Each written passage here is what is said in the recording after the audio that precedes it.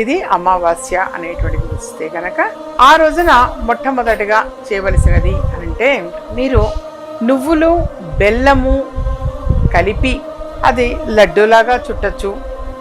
అలా ఏంటంటే ఆ స్వీట్ని నువ్వులు బెల్లం కలిపినటువంటి తీపి పదార్థాన్ని గుడిలో ఏదైనా గుడిలో నైవేద్యం పెట్టించి ఆ గుడికి వచ్చినటువంటి వాళ్ళందరికీ తల ఒకటి పంచిపెట్టడం ఒకటి చాలా మంచిది. లేదనంటారా మీరు ఎవరికైనా సరే నువ్వుండలు అనేది పంచిపెట్టడం చాలా మంచిది. అలాగే ఇవి బ్రాహ్మణునికి నువ్వులు బెల్లము దానం ఇవ్వటం మంచిది. వాడు ఆశీస్సులు తీసుకోవడం కూడా చాలా మంచిది. ఎటువంటి గ్రహ బాధలున్నా పోతాయి. ప్రధానంగా ఈ ఏలినాటి శని, అష్టమ శని, అర్ధాష్టమ శని వీళ్ళందరూ కూడా ఫాలో అవ్వటం చాలా చాలా మంచిది. ఎప్పుడైనా ఎటువంటి సమస్య ఉన్నా ముందుగా అపాయింట్మెంట్ తీసుకొని కలవండి.